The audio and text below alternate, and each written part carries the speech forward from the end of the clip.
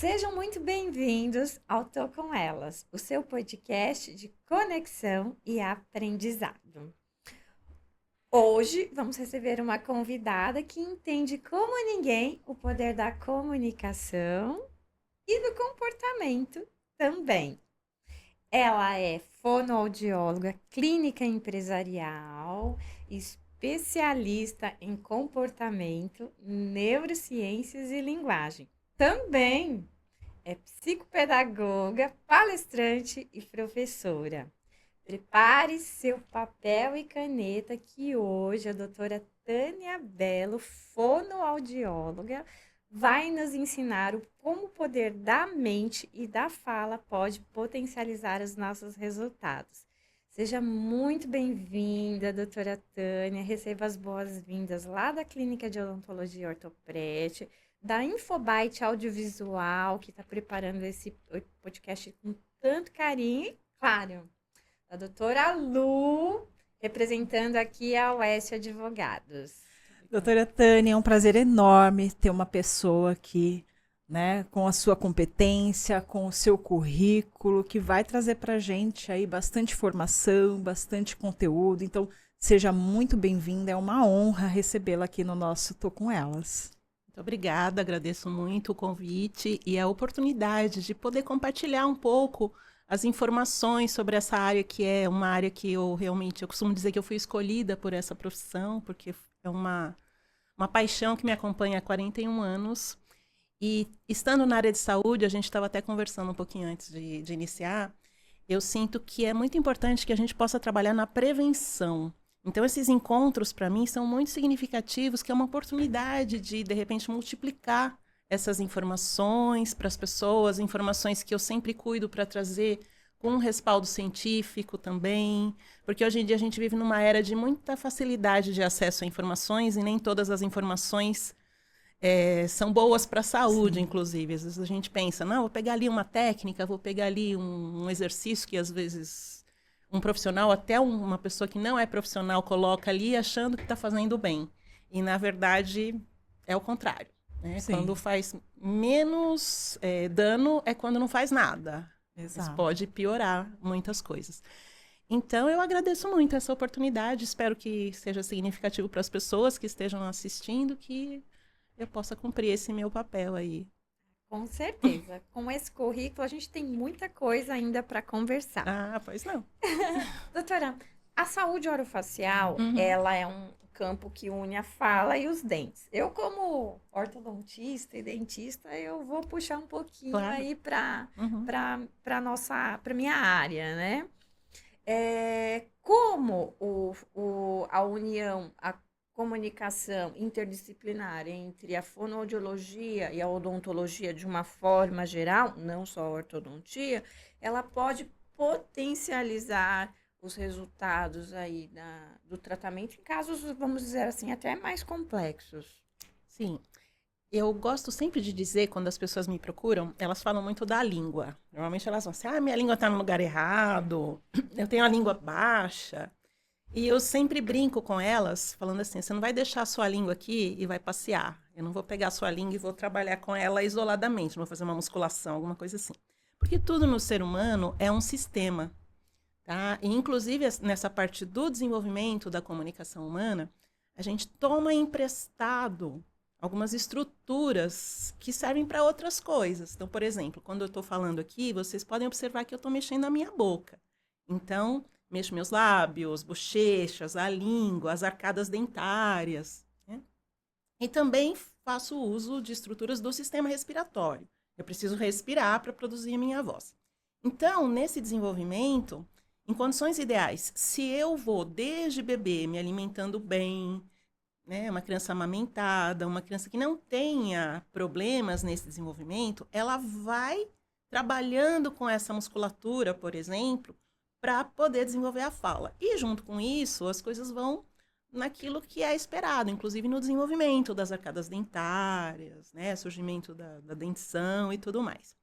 Também a questão respiratória é muito importante. Então, uma criança que desde pequena começa a ter problemas respiratórios, ela já começa a ter ali uma dificuldade, por exemplo, de respirar pelo nariz.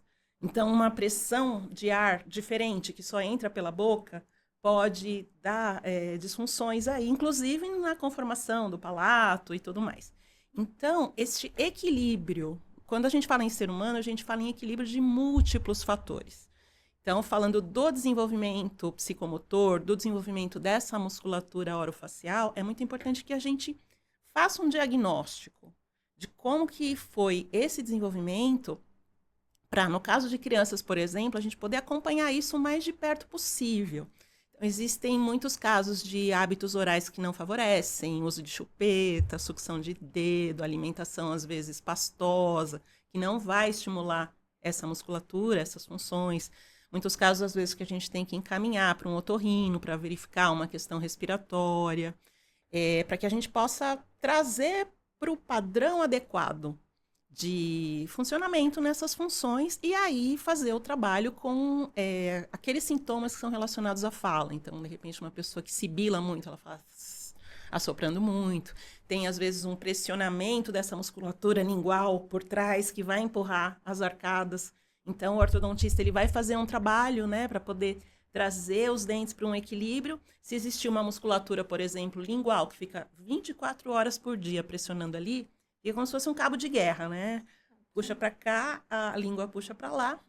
E se isso não for atendido, quando retirar o aparelho, vai continuar só a língua empurrando. E não é só a língua, tem toda uma parede muscular aqui que precisa conter.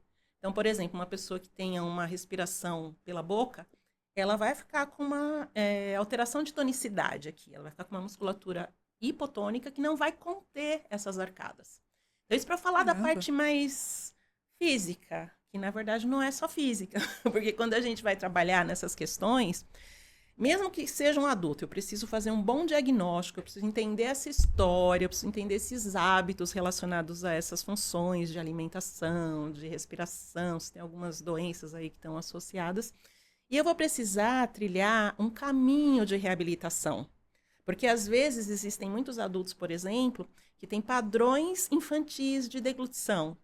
Porque existe uma fase na vida em que a criança, no começo da vida, ela deglute, ela engole, só projetando a língua para frente. A língua fica baixa e ela projeta para frente, para engolir. Então, aí o leite, que normalmente é o alimento, ele escorrega por cima da língua e vai para a garganta. Um movimento super simples em termos neurais, porque a criança ela não tem ainda o sistema nervoso totalmente mimeizado para fazer um trabalho complexo, né? De movimentação, inclusive para poder deglutir. Então, se não fosse assim, não existiria a espécie humana, porque a gente não ia conseguir se alimentar.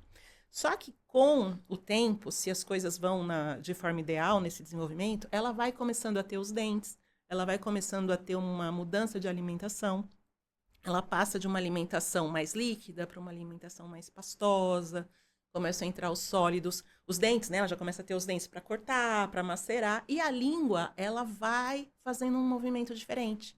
Ela precisa levar esse alimento, né, para as laterais para poder macerar, para que a criança possa deglutir.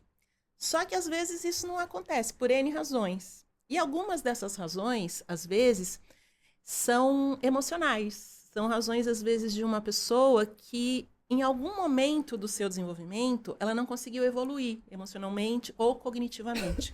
Então, não adianta a gente ficar com uma técnica somente para ela instaurar um padrão de deglutição mais adulto, se outras áreas de desenvolvimento dessa pessoa não permitirem isso. Então, eu sempre gosto de dizer assim, o físico, que parece só físico, nunca é só físico. Porque... Foi isso, doutora, que te levou a estudar neurociências também? Então, a minha questão sempre foi investigar mais, porque eu acho que quem trabalha com pessoas, por mais que a gente se capacite, eu sou muito fiel a isso, eu sempre acho que eu tenho que saber muitas coisas, porque trabalhar com pessoas é uma responsabilidade muito grande, e também porque eu sempre busco a ciência, e a ciência está sempre evoluindo, então eu estou sempre me atualizando. E como eu sempre gostei muito do que eu faço, eu sempre fui muito curiosa, eu sempre gostei muito do diagnóstico. Então, quando eu me formei lá, décadas atrás, eu comecei a atender e comecei a perceber que começavam a haver alguns problemas para mim na comunicação. E eu falava, nossa, mas isso aqui está em outro lugar. Eu preciso entender mais o que está gerando, qual é a causa de tudo isso. Aí a minha primeira pós foi em psicomotricidade, porque eu pensei, nossa, né, tem alguns movimentos que a gente faz para falar, como é que isso acontece? Existe um desenvolvimento na possibilidade motora. Então eu fiz primeiro essa pós. E eu sempre gostei de fazer as especializações sempre junto com a prática, porque eu nunca quis ser muito teórica, eu queria a teoria para dar respaldo para a minha prática. E aí eu fui começando a pensar, nossa, se comunicação é a expressão e a recepção de ideias e de sentimentos, então eu tenho que entender um pouco dessa parte cognitiva, porque a comunicação não é só mexer a boca e pronunciar. Sim. Existe um conteúdo interno. Aí eu fui fazer a psicopedagogia, tá? Para entender como é esse desenvolvimento cognitivo, porque existe esse desenvolvimento também. A criança não nasce pensando, ela não representa, depois tem todo um desenvolvimento para que ela possa chegar num padrão de pensamento mais abstrato. E a linguagem, ela é muito associada com isso. Tem formas que as crianças expressam que não adianta você ficar treinando para ela, de repente, fazer uma conjugação verbal, porque ela não tem possibilidade cognitiva. Ou mesmo uma criança que está com uma dificuldade, por exemplo, escolar.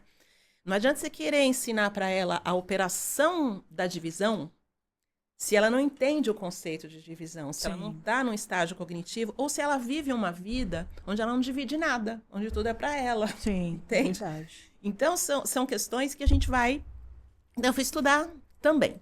Aí, no final do ano passado, há 2 anos atrás, na verdade, eu comecei a entender que eu precisava de mais atualização nessa parte da neurologia. Porque quando eu estudei lá atrás... Assim, tinham estruturas que ninguém nem sabia para que serviam, que hoje em dia a gente sabe que são estruturas fundamentais, né, no nosso cérebro, nessa região emocional, por exemplo, sistema límbico. E também para que eu pudesse ajudar as pessoas a passar por esse processo, ou de aprimoramento ou de reabilitação. Porque a gente tem rotas neurais, a gente tem sinapses que, por similaridade, a gente vai fazendo uma coisa, né, continuamente. Então, os neurônios vão se agrupando ali, né? Falam, os neurônios que disparam juntos, eles criam uma rede. E por isso que é tão difícil a gente mudar as coisas, porque está lá no nosso cérebro. E o que está no nosso cérebro, ele vai sendo transmitido para o nosso corpo, em termos de neurotransmissores, em termos de hormônios. Então, não é... Até quando você fala assim, vou instaurar um padrão de deglutição mais evoluído numa pessoa, eu vou tirar essa pessoa de só projetar a língua.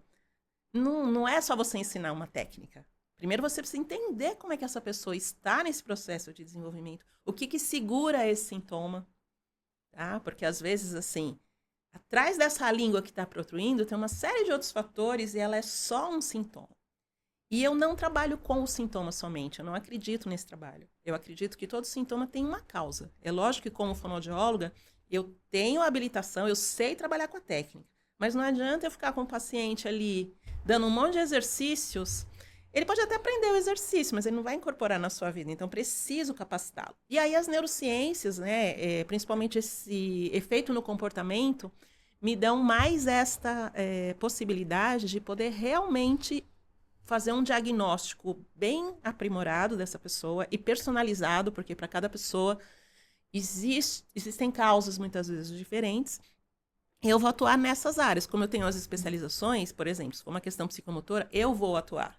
Se for uma questão da aprendizagem, eu vou atuar, né? E essa questão comportamental relacionada à comunicação ou à aprendizagem, eu também posso atuar. Então, eu faço um processo diagnóstico muito bem feito, porque o diagnóstico ele é a base do trabalho. E aí, é lógico que assim, nessas áreas de motricidade, tudo isso também faz parte do diagnóstico, mas o caminho que eu vou percorrer vai depender muito de onde essa pessoa está. Então, é um entendimento. Essa pessoa está aqui nessa área, na outra área. E eu, como estudei isso, eu sei quais são as próximas etapas. Então, eu vou caminhar junto com essa pessoa, facilitando, através de técnicas, lógico, para que ela possa chegar nesse ponto. E aí, a gente entra no que for preciso, inclusive nessa parte muscular, que às vezes não é a primeira coisa que a pessoa vai ser trabalhada, tá? Porque ela não sustenta isso para levar. Porque o que interessa para um trabalho, né, mesmo em parceria com a ortodontia, é que a pessoa realmente mude esse padrão. Não é aprender uma lista de exercícios, né? Então, exercício sim, mas ele entra numa condição que a pessoa realmente possa associar e incorporar. E aí o que vai acontecer no cérebro? Vai criar novas rotas, vai criar um novo esquema corporal. Porque a gente, quando a gente movimenta, né, depois de um tempo que a gente já vai fazendo movimentos na vida, cria lá algo que a gente chama de esquema corporal. Então, eu tô com a minha língua aqui, eu não preciso, eu sei onde ela tá na minha boca. Tem uma via que leva informações sensoriais. Então, eu crio este mapa mental da minha língua. Se eu tenho um padrão que eu preciso mudar, eu preciso, lógico, fazer estimulação, dar informações para essa língua, digamos assim, mas eu preciso de um tempo para essas informações irem lá para o meu cérebro para registrar as novas sinapses, para realmente instaurar esse padrão. Então, não é só língua, tem um monte de coisas. Aí tem emoções, tem o processo de a pessoa realmente reaprender. E o que está linkado? Porque às vezes uma coisa que parece muito física, eu já atendi assim, muitas pessoas. Assim, é só um sibilar na fala. Uhum. Mas aquilo lá estava enganchado com tantas outras coisas que às vezes leva um tempo maior. Não porque eu não sei a técnica, mas porque eu preciso ir sensibilizando essa pessoa. No caso de uma criança, por exemplo, às vezes eu sempre trabalho com a família junto, porque às vezes eu preciso trabalhar para que essa família realmente forneça outras formas de estimulação.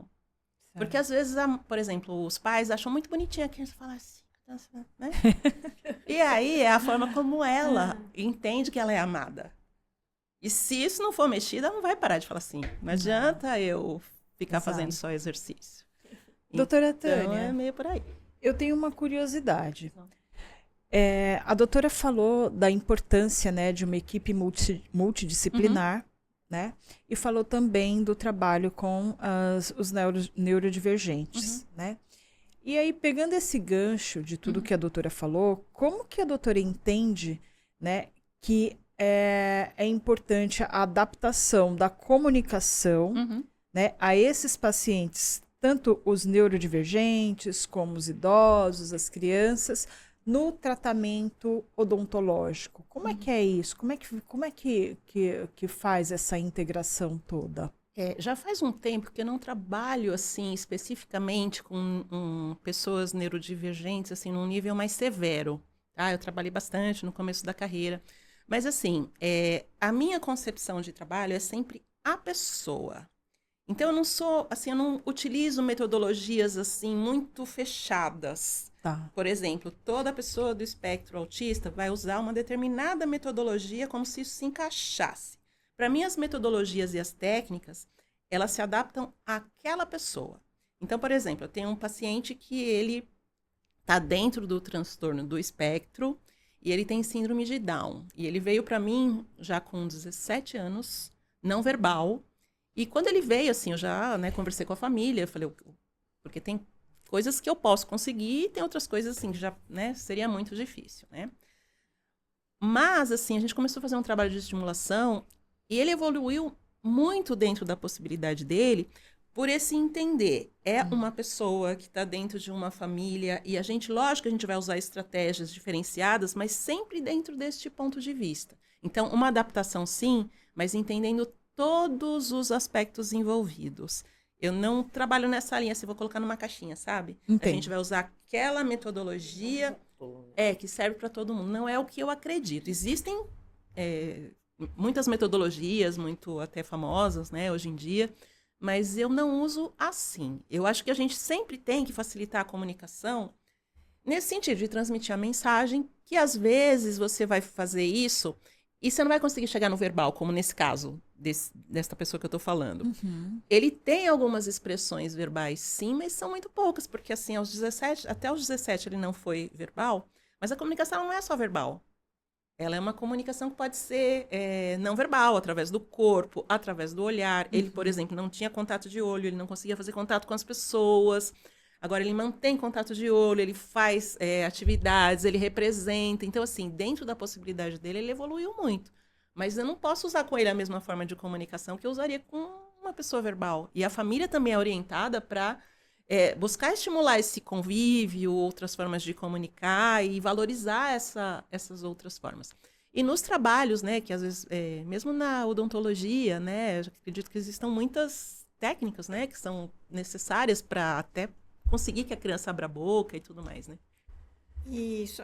Na odontologia, a gente usa muito o mostrar, o conversar, mostrar e fazer. Mas a gente precisa também, muitas vezes, de associação de multidisciplinar, como a Uhum. fono, como a psicóloga, como psicoterapeuta. Para quê? Para que pacientes assim que têm, por exemplo, uma hipersensibilidade Uhum. sensorial, eles cheguem até nós, porque eles já passam por muitas terapias, Exato. muitas situações. Eles cheguem até nós com um preparo para um ambiente que ele vai ser incomodado, vai Uhum. ser hiperestimulado, né? É, como a doutora ajuda de uma forma com a sua formação de fono e também de psicopedagoga, a profissionais como nós, dentistas, que não tem tanta experiência com pacientes neurodivergentes, ou com certas limitações, ou até pacientes que nem sabem que têm transtorno de uma forma geral, a preparar esse ambiente para uma pessoa que ela é mais sensível ao toque, Uhum. mais sensível ao estímulo. Primeiro é a informação, porque eu acho que assim, buscar informação, vou atender um paciente que tem esse diagnóstico, digamos assim, deixa eu entender um pouco mais o que no geral acontece. Então, sei lá, tem possibilidade de ter uma hipersensibilidade. A partir disso, será que eu tenho que ter uma luz tão forte? Será que eu tenho que prestar atenção, de repente, num toque sensorial que tem ali uma pontinha de alguma coisa?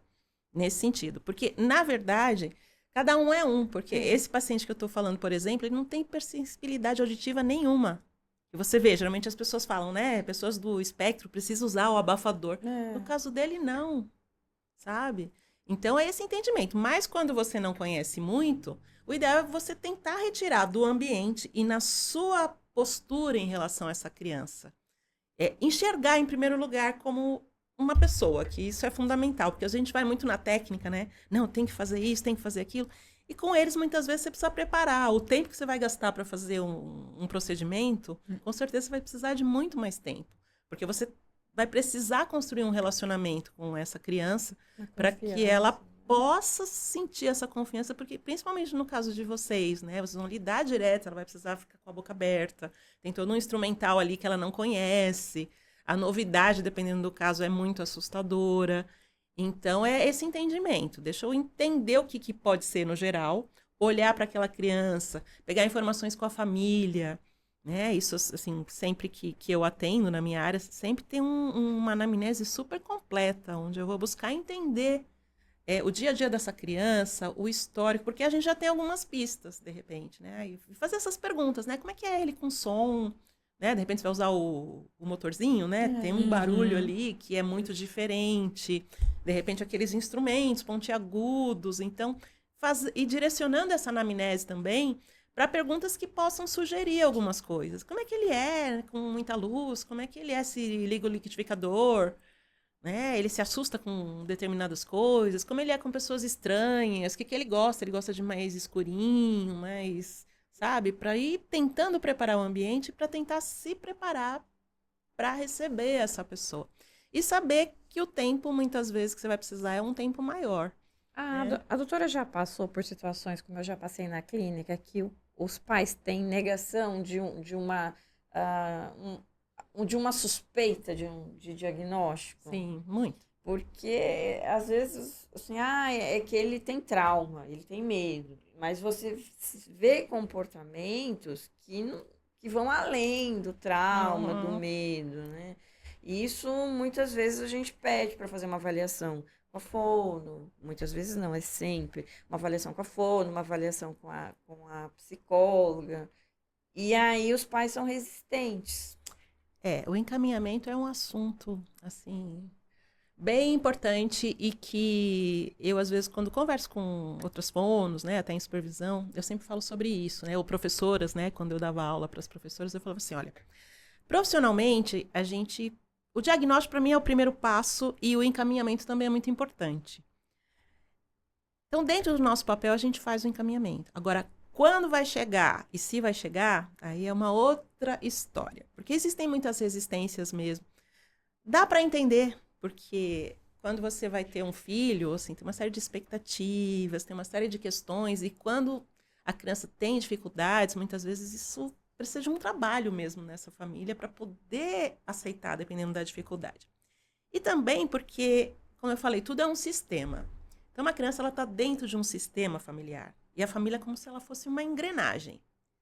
E não é raro que, às vezes, aquele problema que a criança está ali apresentando seja linkado com outras questões, outras dinâmicas na família. Então, com criança, eu sempre trabalho com a família, desde o início. Antes de ver a criança, eu faço uma enorme entrevista, onde eu faço perguntas não só dessa parte física, mas de todas essas áreas. E pergunto muito sobre os relacionamentos, sobre tudo isso, já para estar entendendo. Depois do meu processo de diagnóstico, eu verifico como que está a partir da criança, tudo isso. E aí eu trabalho com os pais muito. Tá? Eu trabalho muito com eles em sessões separadas, porque às vezes eu tenho que entrar nessas questões do trabalho como pai, como mãe, como essa estimulação. E eles precisam, às vezes, de muita ajuda para poder mudar esse processo. Só que quando eles chegam para mim, antes de entrar no trabalho, eu já tenho uma conversa. Eu já explico qual é a minha forma de atendimento. Porque se eles não querem, porque a pessoa é livre, né? Então, é como assim? Você está com uma dor de cabeça. Você pode escolher ir num médico que vai te dar só um analgésico, vai tirar a sua dor de cabeça. Ou você pode escolher ir num profissional que vai investigar as causas da sua dor de cabeça. Né? Que pode não estar na sua cabeça, pode estar no seu estômago, por exemplo. E ele vai fazer um diagnóstico. Aí eu costumo fazer esse comparativo. Se eu sou da segunda linha, comparativa com o médico, eu vou fazer o diagnóstico. E eu trabalho dessa forma porque é a forma como eu acredito. Mas, se você achar que você quer uma pessoa que vai trabalhar com sintomas, fique à vontade, né? Tá tudo certo. Então, quando eles chegam para mim, eles já chegam sabendo que vai ser assim. Então, eu propriamente não costumo lidar com... Eu não tenho essa dificuldade. Até porque no meu diagnóstico, eu já consigo perceber. De repente, assim, eu estou sentindo a necessidade de uma avaliação de um profissional da ortodontia. Eu vou encaminhar. Um neurologista, um otorrino. Suspeitando, assim, pelo instrumental, eu consigo pegar indícios de algumas áreas. E eu faço os encaminhamentos. Isso não quer dizer que eu estou falando que a pessoa tem. Eu vou encaminhar para um profissional, porque aqui na minha avaliação tem indícios. Então, quando eles entram, eles já estão meio preparados. Eles já sabem como vai ser o trabalho, que é uma forma global. E tem muitos que não aderem, e está tudo certo. Então, isso me facilita, porque quando eles confiam no trabalho, eles aderiram ao trabalho, e eles entendem que o meu trabalho é feito de forma global. Então, se eu vou fazer um encaminhamento, eu sempre explico o porquê, embasado naquele diagnóstico que eu fiz. Mas, geralmente, costuma ser um assunto. As escolas, às vezes, né? O quanto que não encaminha até a pessoa chegar, porque, às vezes, é difícil lidar, difícil para os pais lidarem com essa questão de terem filhos que, às vezes, têm dificuldade. E, às vezes, essa criança, a gente chama de paciente identificado, né? Porque, às vezes, ela está portadora de questões que estão na dinâmica da família. Às vezes, até inconscientemente por parte da família. Uhum. E, às vezes, é difícil mexer nessas questões. Questões alimentares, como a família está acostumada com uma dieta mais pastosa. A língua tem uma tonicidade diferente. Como é que a doutora mexe aí nesse vespeiro? Então, eu mexo muito no vespeiro. Porque ortodonticamente, a criança, você vê a criança assim, aí você vê a mãe assim, aí você vê o pai assim, aí você fala, então. Pois é, manda pra Fica difícil falar alguma coisa, né? Eu já atendi uma família que primeiro chegou o menino. Chupava dedo assim, loucamente. Quem indicou, doutora? Me mata essa curiosidade. Não, chegou pra mim, assim, eu nem lembro, faz muitos anos atrás. Mas assim, foi indicado pela escola? Eu acho que foi pelo dentista. Faz muitos anos, eu não lembro exatamente a indicação. Mas primeiro chegou o menino, que era a indicação mais assim, urgente. Aí, na entrevista de anamnese, a mãe falou assim, vou trazer a irmã também, chupa dedo. Aí depois, quando ela trouxe a irmã, descobri que ela chupa o dedo. Ela só parou quando ela casou, que ela ficou morrendo de vergonha, porque aí, né, aí ela fez uma força lá. Então, a gente precisa trabalhar com tudo. Tem algo ali, né, que está acontecendo, né, que faz essa família toda chupadora de dedo. Não adianta você fazer o exercício, a pessoa fica continuando a chupar o dedo, né? E quando eu faço a entrevista, eu tenho questões específicas para investigar sobre a alimentação. O que a criança come? De repente, ela tem dificuldade, tem engasgos, tem refluxo. Como é que é a rotina de alimentação, dá na boca? Porque às vezes tem criança grande que dá na boca, né? Que você está dando uma informação para ela que ela é um nenê. E você vai liquidificando o alimento. Tá tudo dentro de um quadro, às vezes, de precisar ter um nenê em casa. Só que o nenê tem 7 anos. né? E não é só você dar ali, não, agora você vai comer mais sólido. Se você não mexer nessas questões, nesse vespeiro, como você fala, não vai acontecer. Então, por isso que tem o trabalho junto com a família. Até para poder fazer esse apoio, né? O que acontece, né? Por que esse nenê não pode crescer? Porque não é mais um nenê. E tudo isso está significando, porque às vezes os pais não têm ideia também Exato. disso. E a gente Mas vive hoje tem mais informação, né, doutora? Tem mais informação, mas tem uma vida muito louca também, né? Principalmente nós, mulheres. Às vezes a gente tem uma rotina, assim, você trabalha de manhã à noite, você chega em casa, né? Às vezes, assim, você coloca lá uma mamadeira na boca da criança, dá o celular na mão, né? Acreditando que a criança dentro de casa, dá tudo certo. Né? Vamos liquidificar porque a criança chora e você, às vezes... Dá para entender, mas o que eu costumo fazer é assim, vamos entender o que está causando na criança, porque às vezes as pessoas não têm ideia do que faz uma chupeta, uma mamadeira ali, a criança deitada, Exato. né? Infecção no ouvido médio, um celular na mão de uma criança pequena. Então, quando você mostra, né? Normalmente, eu sempre faço o diagnóstico e eu dou essa devolutiva. Olha, está acontecendo isso, esses hábitos são assim. Então, nós vamos precisar trabalhar. Eu vou trabalhar aqui com ela e vocês em casa vão fazer o trabalho de vocês sobre a minha orientação. E aí eles são orientados. Então, no caso da alimentação, por exemplo. Então, vamos entender como é a rotina de vocês. Qual é a dificuldade? Ah, porque chora, que não sei o que lá. Vai precisar ir adequando isso. Vai precisar mostrar para ela que vai ser assim agora, né? Reforçar quando ela conseguir. É tudo um processo. Não tem nada que você fale assim, vou te dar uma lista e a pessoa vai fazer. Não. Porque é muita complexidade. Uma pessoa só já é complexa. Imagina várias pessoas ali. Doutora, e assim... A gente sabe que com a chegada, né, da modernização, muita informação voando daqui a acolá, você pega o celular, a informação está pipocando aqui, ali, enfim. A doutora acredita que hoje a internet, né, com toda essa gama de redes sociais que passam a trazer informação, mas também conteúdo muitas vezes desinformativo, como é que a doutora vê, né, dentro desse contexto, né, a aplicação da neurociência comportamental, o que isso traz de benefício, o que isso está trazendo de malefício, o que se deve ponderar? Primeiro que, assim, em termos de criança com celular, o ideal seria que elas fossem apresentadas a um celular quando elas estivessem já quase adolescentes. Porque o cérebro da criança, ele está em formação. E já se sabe os danos que a tecnologia mal aplicada faz no cérebro mesmo. Não estou falando só em termos de comportamento, não só que seja pouco, mas assim, a estrutura cerebral é modificada. E a gente sabe, principalmente as redes sociais, eu tive aula na pós com criadores da Barra Infinita, por exemplo. Então, eles criaram isso sabendo do nosso funcionamento cerebral.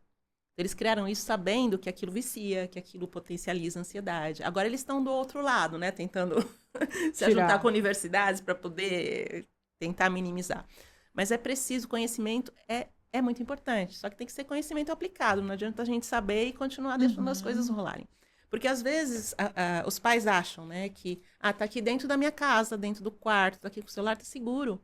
E não tá seguro, porque tem muito perigo na internet. Pedofilia...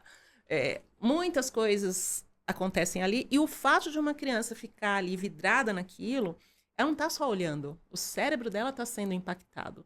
Então, é reduzir muito o uso, de preferência que ela não tenha acesso a um celular, ainda mais da forma como a gente vê livremente, né? Sem supervisão nenhuma, acessa qualquer coisa. E não é toda informação que está... Qualquer pessoa pode postar na internet, qualquer pessoa pode fingir que é qualquer coisa. Com a inteligência artificial ainda muito mais perigoso. Lógico que tem benefícios da inteligência artificial, muitos benefícios, mas tem muito criminoso aí fazendo um uso, né? Você pode pegar a voz de uma pessoa, você pode colocar na imagem que você quiser, e isso está cada vez mais editado, cada vez mais parecido com o natural. Então, se para um adulto isso já é perigoso, imagina uma criança que não tem capacidade de análise, ela não tem capacidade de raciocínio para poder entender tudo isso, e tem um sistema nervoso em formação. Então, o papel dos pais é muito importante, o papel da família. Primeiro, entendendo isso, que não é seguro, e o que causa nas crianças. Eu sempre gosto de informar muito os pais, porque muitas vezes eles não têm ideia do que isso causa para a criança. E eles têm uma visão de que, assim, tá mais seguro, melhor ele tá aqui dentro do quarto do que ele tá na rua, por exemplo. Só que o quarto virou o mundo, né?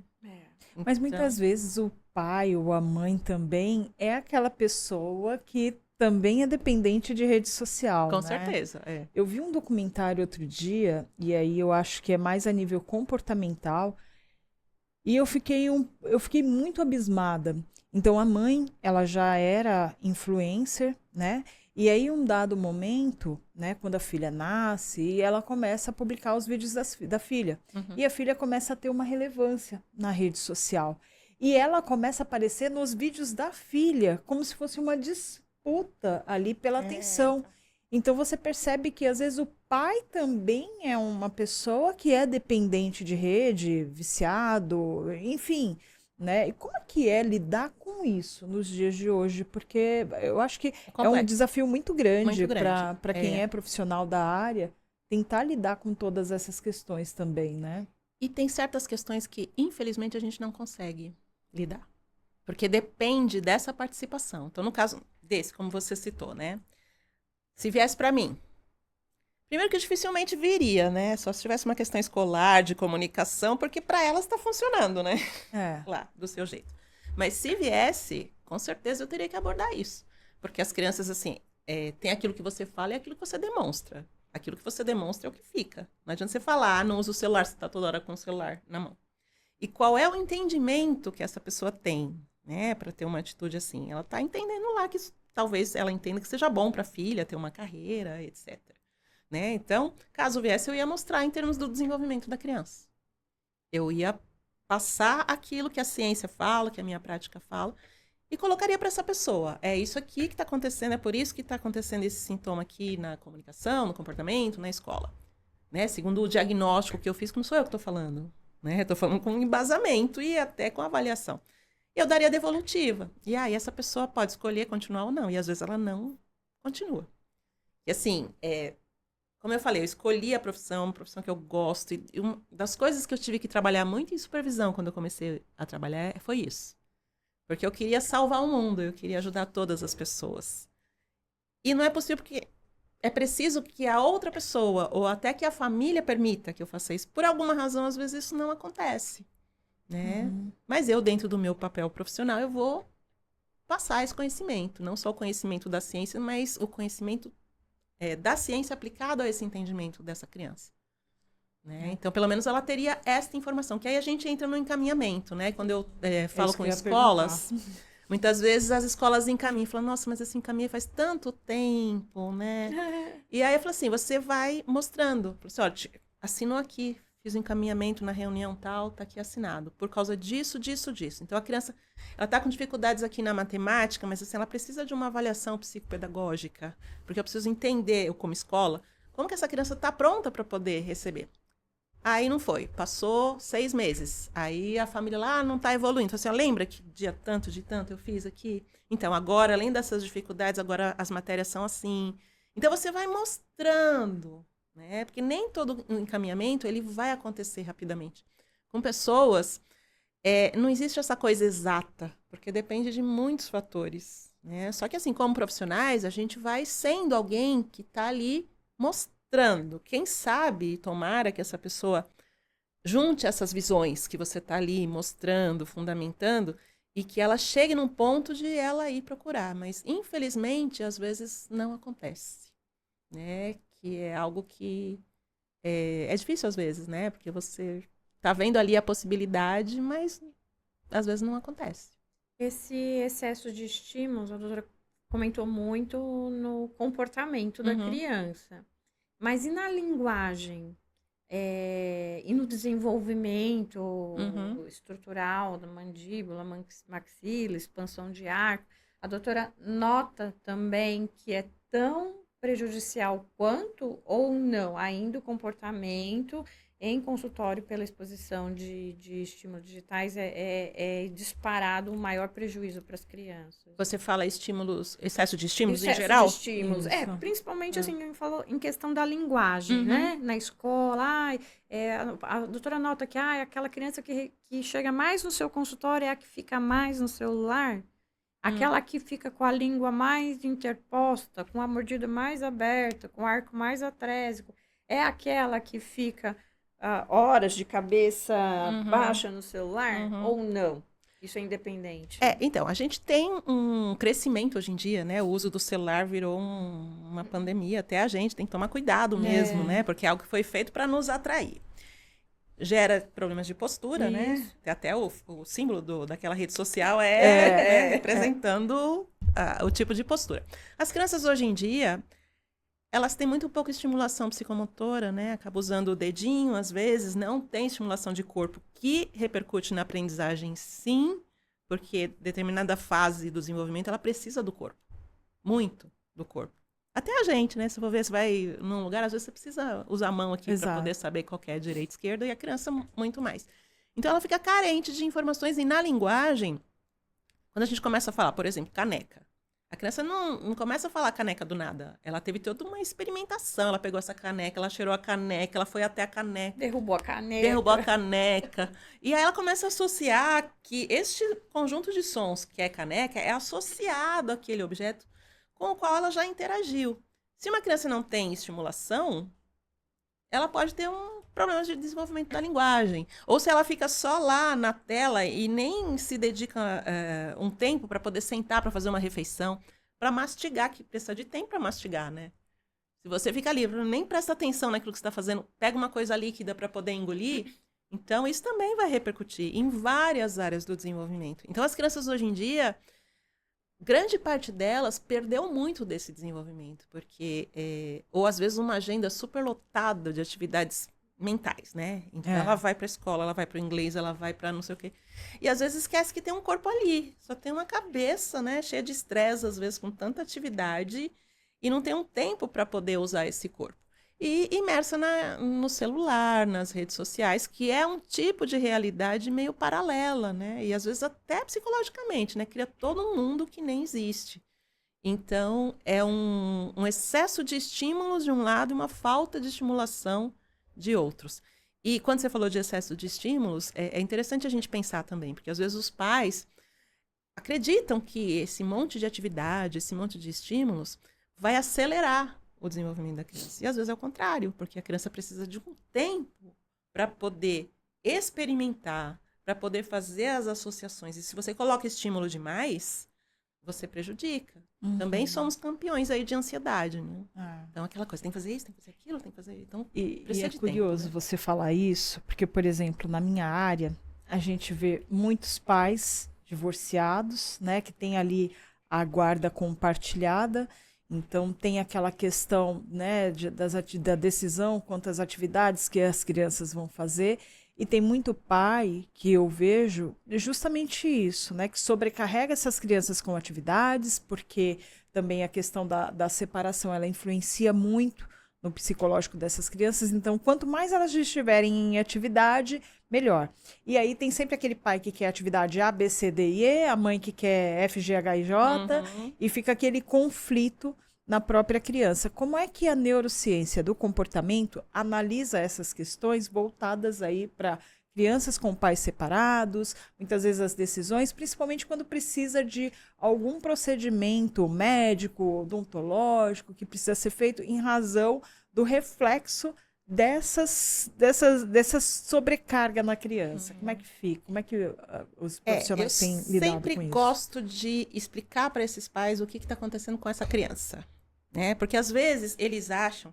Primeiro que assim, a separação dos pais já é um evento traumático. E não é incomum que as crianças fiquem no meio dessa disputa. Então assim, eu quero que ele faça A, B, C e D. Não, mas vai ter que fazer... Então o primeiro ponto é entender que a criança não tem que ficar. Né? Os pais não deram certo como casal, mas o pai continua pai, a mãe continua mãe, e isso precisa ser preservado. Por quê? Porque é importante para a criança, porque ela já vai ter que lidar com uma perda de estar com os dois juntos, mas é muito ruim quando uma criança fica no meio dos dois, assim, né, vendo essa disputa, e às vezes até sendo alvo dessa disputa. Né? Então, primeira coisa seria preservar essa criança. O ideal seria que antes de se separar, né, fosse feita uma preparação, tudo isso, mas né, não é sempre que acontece. Mas que eles tenham essa consciência. Eu sei que são momentos assim que o casal já está passando pelas próprias dificuldades, eu entendo, respeito isso, mas ter essa lembrança de que para a criança é diferente. A criança, ela tem uma É possibilidade cognitiva diferente, emocionalmente, e dependendo da idade, ela tem uma visão muito diferente dessas figuras de pai e mãe, né?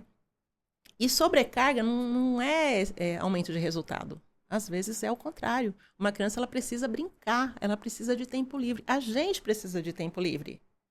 Né? E para a criança, a brincadeira é coisa séria. Através da brincadeira, ela consegue aprender muitas coisas. Se ela tem uma rotina de adulto, né, cheia de uma rotina estressante de um executivo, né, primeiro que vai potencializar a ansiedade, vai mexer nessas questões emocionais, o funcionamento dela todo vai ficar desequilibrado. A gente tem crianças hoje em dia com doenças de adulto, né? Criança com hipertensão, criança com... Exato. Né? Porque é uma rotina louca. E às vezes os pais não têm mesmo conhecimento. Eles acreditam que estão fazendo melhor. Tipo assim, eu trabalho bastante, então consigo pagar isso, aquilo. Meu filho vai ter um futuro excelente. Não é assim que funciona. Não é essa relação direta. Né? Então, não é assim. Precisa de tempo para poder assimilar. Precisa experienciar. Não é um... E também é uma visão, às vezes, da aprendizagem como se fosse só conteúdo, né? As pessoas, às vezes, têm essa ideia. Então, eu vou pegar um monte de conteúdo, minha cabeça vai abrir, Exato. vai entrar tudo lá e eu vou devolver. Não é assim que funciona. É um processo que depende do lado emocional, depende da condição prévia que essa pessoa tem, depende do momento. Então, por exemplo, no caso de uma separação, tem ali uma questão delicada emocional. Às vezes, as crianças têm problemas na escola nesse momento. Uma criança que nunca teve problema, ela vai começar a ter, porque imagina, se ela não está lidando com as emoções, ela não consegue prestar atenção. E não é o caso de você botar um monte de aula de reforço que vai ajudar, vai piorar.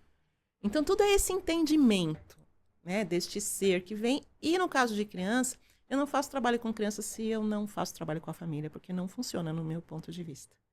Tá? E mesmo quando é um adulto, a gente revisita essas questões, porque às vezes eu costumo dizer assim, quando eu atendo um adulto, tem sempre uma criança que ficou lá em alguma área do desenvolvimento que eu preciso facilitar esse crescimento. Então, às vezes, até numa questão de postura lingual, né, que é o que vem normalmente, eu vou entender essa pessoa, porque às vezes o que está segurando uma postura é uma criança que está ali em algum momento enroscada, que eu vou precisar trazer nessas áreas de desenvolvimento para poder realmente instaurar esse novo padrão, para poder fazer o trabalho muscular e para poder realmente fazer com que ela assimile e use isso na vida.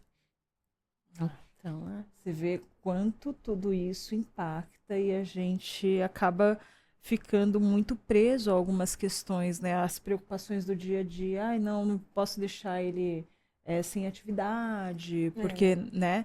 E o quanto o excesso de atividade também contribui para malformações em vários fatores, né? Uma formação psicológica, principalmente, o maior dano, né? Mas a própria malformação odontológica, que é o que você estava falando, né? Da criança acabar ficando muito tempo assim, né? Envergada, a posição que você mencionou, face, né? Às vezes até tudo a mão, isso. assim, né? Que fica Exato, né? Porque tudo isso prejudica também, sim. né? Olha o quanto é importante a informação. Né? Desvio de mordida cruzada, né, doutora? Ranger os dentes, Ranger né? os dentes. Porque às vezes estão ansiosos, isso daí é importante. E falar em ranger os dentes, a gente às vezes pensa que o bruxismo é uma questão dentária, mas ele tem raízes ali muito no estresse ali.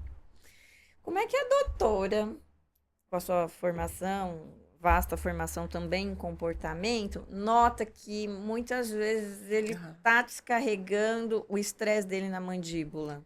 No bruxismo aqui que a doutora bem lembrou aqui. Primeiro que na minha anamnese já tem essas perguntas. Eu já começo ali. Bem preparada. Você que montou a sua anamnese. Eu fui personalizando de acordo com essas formações. Então, cada formação que eu fazia, eu ia enxertando mais informações, né? Então, quando eu faço a anamnese, eu já tenho ali alguns indícios de algumas coisas que no meu diagnóstico eu vou aprimorar isso, eu vou entender. E vou buscar entender essas associações, né? Eu faço perguntas, como é que você acorda? Acorda com aqui cansado, não sei o quê. Já verificou isso, já foi no dentista, já tem uma indicação de alguma placa, etc. Eu começo a perguntar sobre isso, né?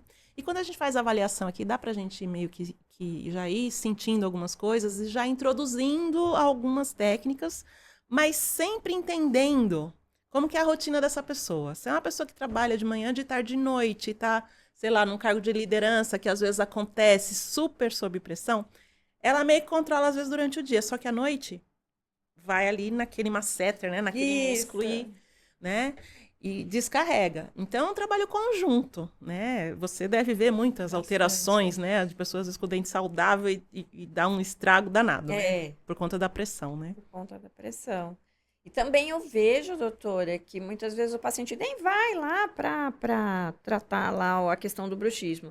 Mas quando você começa a conversar com ele, ele comenta que sente dor para mastigar, ele se sente cansado para falar. E aí você vê que assim, a mastigação, ela não está sendo eficiente, a língua, ela tá muito baixa, ela tá muito hipotônica. E aí, quando a gente comenta de mandar esse paciente para fono, ele fala, doutora, imagina, eu tô há 40 anos assim. Como é que é possível você chegar esse paciente para você e você, com a sua formação em neurociências, em comportamento e de uma forma geral, você consegue mostrar para esse paciente que sim, em qualquer fase da vida é possível mudar esse comportamento? Primeiro que eu tenho meu cérebro lá, eu tenho todas as coisas que eu vou mostrar para ele, o que uma coisa é ligada com a outra. E eu sempre entendo a história dele e mostro, né? E também porque não é só uma língua que está ali, normalmente não é só o bruxismo, tem alterações como você falou, tem alterações às vezes alimentares. E quando ele chega para mim, eu já tive essa conversa inicial, explico que o meu trabalho é global, que eu vou avaliar tudo. Na hora que eu dou a devolutiva, eu já vou linkar uma coisa com a outra. Eu falo assim, olha, tá vendo? Você tem me falado que você está trabalhando tantas horas por dia. Quando chega a noite, o que costuma acontecer? A gente não tem o crivo lá da consciência, mas o nosso corpo continua a trabalhar. Então, de repente, é uma descarga dessa tensão. Então, a gente vai trabalhar, a gente vai precisar trabalhar com essa musculatura, porque assim, até 40 anos, você não sentiu necessidade, mas de algum jeito você está sentindo, né? Porque você foi lá no dentista, de repente você está com uma dor, você está... Né? E as coisas não é assim, você vai me deixar aqui a sua boca e eu vou trabalhar. É um trabalho conjunto, a gente vai ter que mexer nessas coisas aqui, né? Se você quiser realmente trabalhar, a gente vai entender essa sua rotina, lógico, não vai parar de trabalhar, mas como será que a gente pode colocar algumas técnicas aqui para você colocar durante o dia, para você tirar um pouco dessa pressão, por exemplo, né? Que tipo de atividade você faz que você não precisa estar fazendo? Será que seu pensamento tem que estar 24 horas por dia linkado? Ou será que você pode aprender a gerenciar esse pensamento e aí gerenciar todo esse processo neurológico, neurotransmissores que vão causar mais estresse, que vão causar mais aumento de tensão muscular, para você ir realmente mudando esse padrão? E aí também a gente pode colocar alguns exercícios aqui para, né, trabalhar com uma masseter, colocar alguns alimentos, de repente, para você fazer um exercício, mas tudo dentro desse entendimento global e tudo dentro da vida dessa pessoa. Porque isso também é desafiador. Não dá para a pessoa parar a vida para fazer a terapia. Né? E às vezes eles, imagina, não fazer uns exercícios só lá, imagina. Mas não é só um exercício lá, na verdade é um acompanhamento de um desenvolvimento nessa fase da vida. Para que ele possa realmente, não só não ter o bruxismo, mas para que ele harmonize a sua vida. Né? Porque o bruxismo é só um sintoma de uma desarmonia, né? E quando a gente fala em saúde, o que é saúde? É um equilíbrio de vários fatores. A Organização Mundial de Saúde já falava isso já há muito tempo. Então, quando a pessoa chega com sintoma, não é que ela não estava doente. Ela estava já incubando essa doença. Ela já estava criando essa doença. E o que é a saúde? É um equilíbrio, né? Biopsicossocial, um equilíbrio de fatores físicos, emocionais, cognitivos, sociais. Então, tudo isso em equilíbrio é saúde. É lógico que a gente não fica todo o tempo equilibrado, né? Isso aí seria o estado ideal.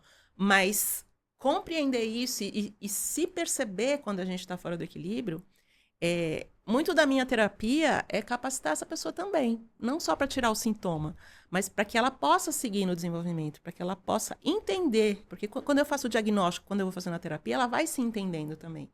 As técnicas são para que passe por dentro. Eu gosto muito dessa palavra, precisa passar por dentro. Não só para ela poder finalizar comigo e ter alta, mas para que ela não crie de novo a condição que fez ela ficar doente, ou que levou ela a ter um problema de comunicação. Então, é um passar por dentro mesmo e um acompanhar esse desenvolvimento. Então, nunca é só uma língua, nunca é só um bruxismo, e todo o trabalho ele é sempre entendido nessa pessoa. Onde que ela ficou ali, o que está causando isso? Para que a gente possa trabalhar com as causas e aí lapidar o sintoma e para que o sintoma, de preferência, não volte, né? Doutora, e ainda falando, né, sobre a importância da questão da saúde bucal, do acompanhamento odontológico, a doutora um pouquinho atrás mencionou também o trabalho com as crianças com síndrome de Down, que a gente sabe que eles têm uma especificidade na questão da fala, na questão mastigatória, né, da língua protusa, enfim. Qual que é a importância do trabalho da fonoaudióloga desde cedo para essas crianças, em conjunto com a equipe odontológica, para que essa criança possa se desenvolver? É fundamental, né? Felizmente, os diagnósticos estão sendo cada vez mais precoces, né? Eu mesma percebo isso na minha prática. Eu recebo crianças cada vez mais novas, o que ajuda muito, né? E no caso de uma criança que já tem ali condições que você já sabe que ela vai precisar de acompanhamento. Então, quanto antes, melhor, né? Então, isso tem melhorado, porque a gente vai precisar trabalhar mesmo. Por exemplo, o Down, né? Ele tem condições de hipotonia, ele tem condições, assim, muito diferentes, que vão fazer com que aquele caminho que eu falei que costuma, de forma ideal, facilitar a linguagem, no caso dele e de outras, né, patologias ali, a gente já sabe de antemão que pode ter alguma dificuldade.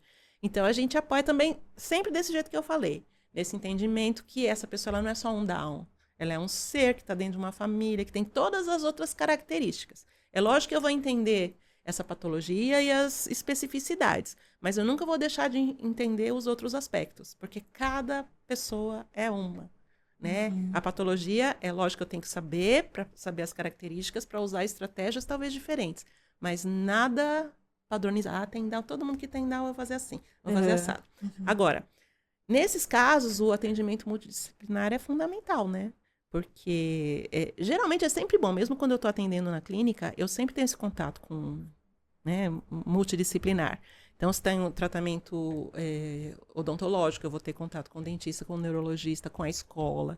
Então, porque são contextos diferentes, são atuações ali que podem se complementar, às vezes a gente faz umas adaptações. Mas no caso do Down, no caso do espectro, no caso de qualquer outra alteração que seja percebida, assim que seja percebida, o ideal é que seja encaminhado, nem que seja para uma orientação, né? Porque os pais, imagina pais, né? Acabou de ter um bebê e recebe a notícia de que tem ali um bebê que vai ter condições ali que não vão favorecer tanto esse desenvolvimento. Então, o ideal seria que já essa equipe ali, neonatal, já tivesse um trabalho para poder fazer encaminhamentos, né? E que essas pessoas fossem mesmo. A gente sabe que não é a realidade de muitas pessoas, né? Que às vezes não tem nem esse acesso, né? Mas quanto antes a gente acompanha a criança no desenvolvimento, mais chance tem de você ir trazendo ela para o mais próximo possível, né? Então, imagina uma criança com Down que você pega assim, logo no início, você consegue orientar a alimentação, com as adaptações que precisam ser feitas, até algumas atividades para poder promover melhor esse desenvolvimento psicomotor. É diferente você pegar uma criança que já tem ali, sei lá, 15 anos, que já, né, já desenvolveu de uma forma que não facilita. Aí você tem que ir lá atrás e as possibilidades são maiores se você acompanha no início do desenvolvimento. Doutora, qual é a idade que os pais podem procurar fono e não necessariamente esperar por um encaminhamento? É válido, não é? É válido e, felizmente, eu tenho recebido crianças com 1 ano e pouco, sabe? E é muito legal porque procurar fono não quer dizer que a criança vai fazer terapia. Sim. Né? Se você tem uma dúvida, é melhor você consultar um profissional até para ele poder te dizer, não, ó, estimula sim, acompanha. Então, essas crianças, às vezes, eu recebo e eu dou algumas orientações, falo, volta daqui a 6 meses para eu verificar. Porque, às vezes, a coisa flui. Porque tem muitas questões, às vezes, de desenvolvimento que são por não entendimento de como estimular. Tem aqueles pais, né, como você falou, assim, de repente super estimula. Tem aqueles outros que não estimulam nada. Exato. Ou que acha bonitinho que a criança faça certas coisas, ou que são muito ocupados, de repente, já não tem tempo, vamos deixar aqui na mamadeira, vamos... E não sabe que tudo isso pode estar causando problemas. Então, numa hora que vem com uma dúvida, de repente, tô sentindo que ele não tá falando ainda, tem um priminho que já tá falando. Faz a pergunta pro profissional. Porque ele vai poder até te dizer, não, essa é uma coisa dele, não tem problema, você pode esperar mais um tempo. Mas eu sempre gosto, quando a pessoa vem, eu oriento. Tem alguns casos que eu já sei que vai precisar de terapia, né? Alguns casos, assim, que às vezes 1 ano e já tem indicação. Aí a gente já começa a fazer. Em alguns casos, eu vou orientar para ver, de repente, se essa criança vai retomar o desenvolvimento, né? Então, aí essa pessoa volta para eu também poder verificar se isso aconteceu. E é a tempo de não comprometer muito a criança. Porque não é só um comportamento um comprometimento na linguagem. Comunicação tem a ver com relacionamento, tem a ver com várias questões. Então, uma pessoa que não se comunica, ela pode ter muitos problemas. Então, não é raro que eu receba adultos que tiveram problemas, assim, muitos problemas na vida por questões de comunicação, que não foram só de se comunicar. Problemas sociais, problemas de emprego, porque foi carregando ali dificuldades, né? Tipo assim, depois passa, né? Antigamente tinha uma fala assim, quando entrar na escola passa. Verdade. Né? Felizmente está diminuindo, mas a gente ainda vê, sabe? Então o pai falou com 7 anos, então vamos esperar, porque ele falou. Tudo bem, ele falou, mas a que custo? Né? Porque aquilo que parece se perdeu simples, no meio do caminho. E o quanto que essa criança não carrega de questões aí associadas. Então, eu sempre falo isso para as pessoas. Está na dúvida? Procura. Né? Procura um bom profissional, porque ele está capacitado para poder diagnosticar e, inclusive, para falar que não é para fazer ali a terapia, mas para te orientar, para você seguir numa estimulação melhor. Sim. Né? Na minha prática, eu sempre reavalio 6 meses. Doutora, e uma pergunta que eu acho que é geral, assim, de ordem geral, né? A gente sabe que hoje se preza muito pelo atendimento humanizado, né? Um atendimento mais voltado, mais atencioso, que nem lá na Ortoprete, lá na clínica da minha amiga tem, né? Todo um cuidado com a acessibilidade, com a recepção da pessoa, né? Para que ela se sinta realmente à vontade, porque a gente sabe que clínica, quando a gente fala em dentista, todo mundo, né? Fica armado, né? Mas tem-se esse tratamento justamente para que você vá entendendo que ali é um espaço, né? Que você está seguro, né? Na visão da neurociência comportamental, o que se entende por atendimento humanizado nesse sentido? Não só pela neurociência comportamental, mas a minha linha de trabalho entende muito isso, tá? Desde que eu comecei a trabalhar, eu tenho uma fundamentação que é socio-interacionista, tá? Isso é baseado em Vygotsky, que são linhas assim que entendem que tudo é uma construção e tudo tem a ver com o social. Nós somos seres sociais. A gente é programado para se relacionar com outras pessoas. Tem pessoas que morrem de solidão, porque nós somos, né? Nosso organismo, nosso cérebro, tudo isso precisa de outras pessoas. E nesses relacionamentos, principalmente esses mais próximos, como terapia, como um atendimento odontológico, já tem, né? No caso do odontológico, tem várias questões ali que às vezes as pessoas, né? Têm muito medo.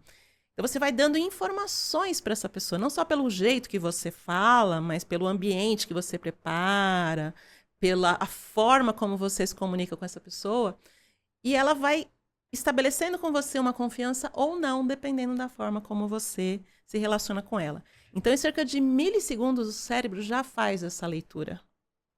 Né? Isso não precisa de altos níveis de inteligência, não. Isso não é uma coisa que depende de inteligência. Nós somos preparados para fazer esta análise. É perigoso para mim? Não é perigoso. Tom de voz, postura corporal, né? A forma como você aborda a pessoa, tudo isso está dando informações. E o ambiente em geral. Então, é fundamental. Né? Isso seria importante em qualquer nível.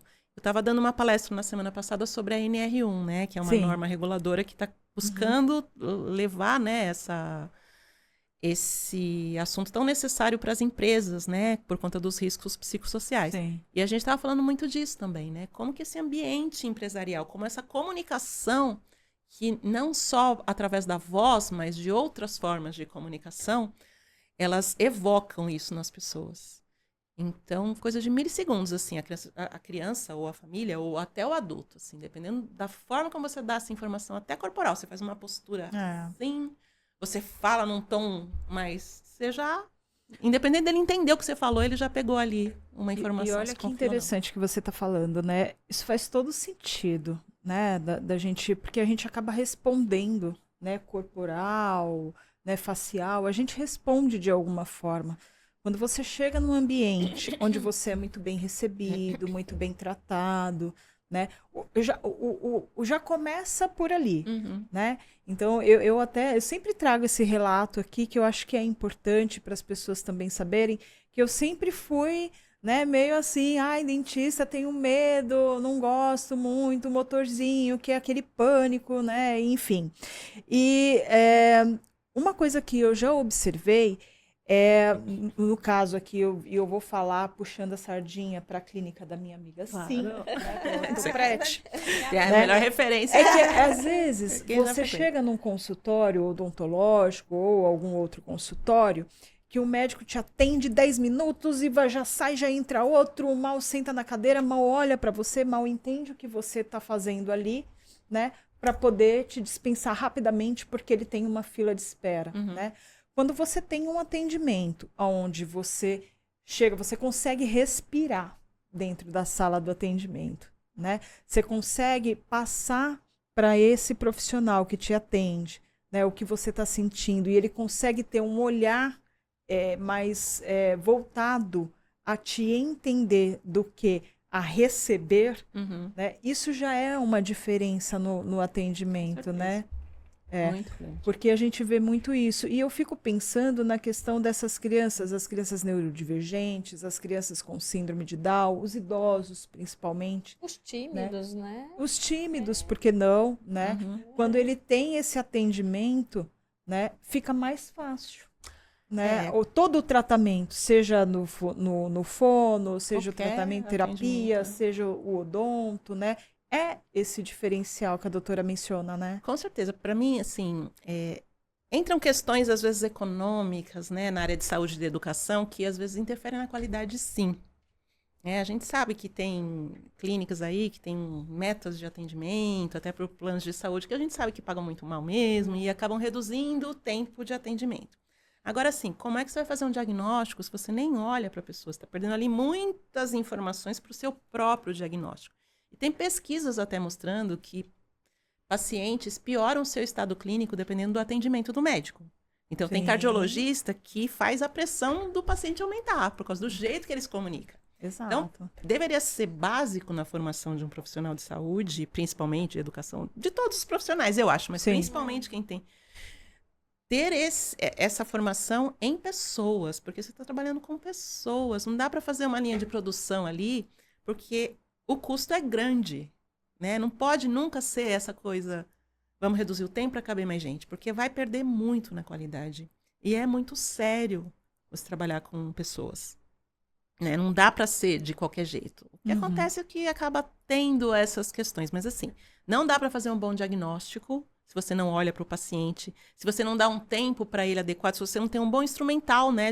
Lógico, você não vai deixar ele ficar falando, né? Entender o público também, os idosos às vezes precisam de mais tempo, porque eles às vezes, aquela consulta também vira uma coisa meio social, que você tem que entender isso até para delimitar, que você não pode ficar ali, mas que você também precisa saber que às vezes você vai ter que ter um tempo maior ali.